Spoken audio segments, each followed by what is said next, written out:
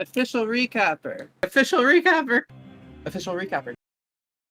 The fuck you stealing my thunder for? Let's go.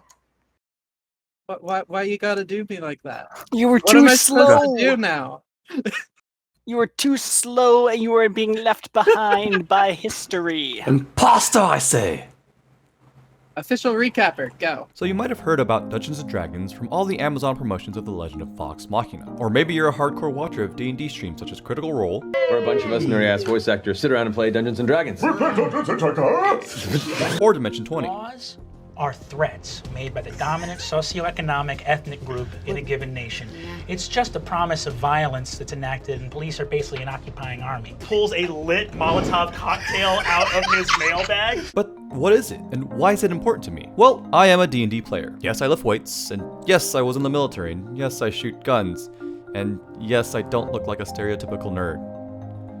Wow, I'm really not helping myself here. But I am a nerd, and I love what this game has to offer. Okay. Let's backtrack. What is Dungeons & Dragons? The introduction of the D&D Player Handbook states, the Dungeons & Dragons role-playing game is about storytelling, in worlds of swords and sorcery. It shares elements with childhood games of make-believe. Like those games, D&D is driven by imagination. It's about picturing the towering castle beneath a stormy night sky, and imagining how a fantasy adventurer might react to the challenges that the scene presents. Think of it as equal parts of theater play, improv show, Greek epic, with a dash of Monty Python? More on that later. But in essence, D&D is, well, a story that you act and live through. The Dungeon Master or Game Master is akin to the narrator and director of a film. They create a world and a narrative for the player characters of an adventuring party to traverse through. So our story begins, for oddities of Angress, like any other day at the dilapidated apartments of 13,000 Western West Gambit Drive. The building is fairly typical, 7 stories tall plus a penthouse and mostly made of red brick. There's a small grouping of primarily retail spaces which line the ground floor, all empty except for one. Now, a DM has plenty of guides, from the Dungeon Master's Guide, the various preset campaign modules that have a pre-made story and world, as well as other assets such as monster stats, NPC or non-player character profiles, and so on. However, this being a role-playing game happening in the theater of mind, the possibilities for the story are really quite endless. Now, normally this would all be in person, with physical maps, miniatures, and dice, but with COVID and the internet, many online platforms such as Roll20 and Foundry make it possible for D&D campaigns to happen remotely. This is important, as one of my DMs is in Canada, another is in Florida, one is in New Mexico, and I'm in California. And we all have different real-life commitments that make scheduling games really difficult!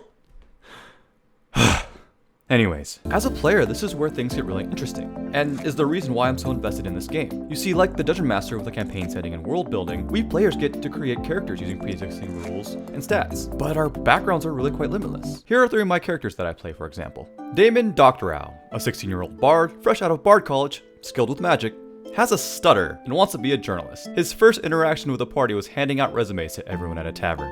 BR0047, or Brig, an amnesiac warforged, or sentient arcane robot, with a questionable and possibly criminal background, who works for a budding but often failing detective agency. They have a hard time interacting with people. And Visceral Vassar, a half-elf technomancer living in the modern city of New Waterdeep. He's got a crazy sister, a 200-plus-year-old mother with elven Alzheimer's, has magical powers that come from mysterious deities within the internet, and got roped into working with a crime syndicate.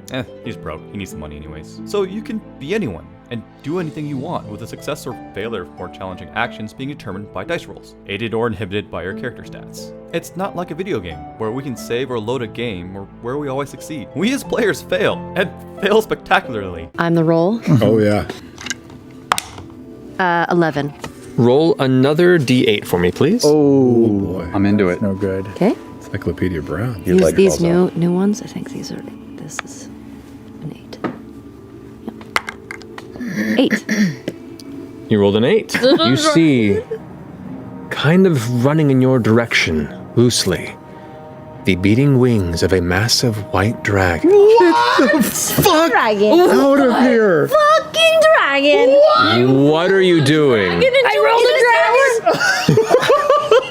I'm sorry. Likewise, our actions affect the campaign and the world. The DM doesn't operate on a script, and player actions have effects, and 9 times out of 10, we go way off script. And this is why the game is so goddamn good, and so different from watching a movie or playing a video game or making a film. None of us knows what's going to happen, but we all know and feel that we are collectively telling a story through our roleplay. Our actions have repercussions. Our failures and successes have stakes. The world around our characters responds to the party's shenanigans, its progress, and the narratives that we as players weave with one another. So I'd like to leave off with this, a bit of insight that I wrote into the mind of my character Damon after a dramatic turning point in one of my campaigns. We've been getting close to the end game of the campaign for a long time. The gods have been planning our parties and the world's death so they can move on and create a new world. Our party, being our party, has slowly been gaining public support and individual power while screaming "fuck the gods" as we trundle through the world with the eventuality of killing all the gods. For the longest time, we've been trying to head for a book called Opportunist, which has world-altering abilities and will allow us to protect and or remake the world from our own memories. 14 levels in, and after winning a marvelous gladiatorial tournament, we tie up loose ends in our hometown. We purchased items and gear for the upcoming dungeon crawl to retrieve Opportunists, say goodbye to family members, close business deals, and turn in last-minute work to workplaces. A week of travel later, and we reach the entrance to the Opportunist's location, deep in a crevasse of the ground known as the Potion Master's Folly. Ready to enter, our party finds that a death wall has already formed on the horizon, and is destroying the world as we know it. We rush into the entrance, and the world underneath the earth. The few allied gods we have on our side close the entrance behind us and protect our party from the calamity of the death wall, as it passes over us. The chaotic cacophony of screaming shaking our minds. Inside, in the magically lit darkness and far from the entrance, our party stops and the reality sinks in.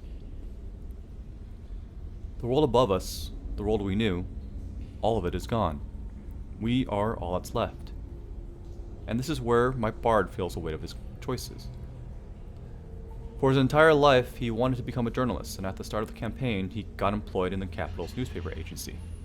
For 14 levels, he has recorded the party's adventures. He has sketched the places they have visited, the people they have met, and the accomplishments they've made, all the while transcribing these adventures for his job.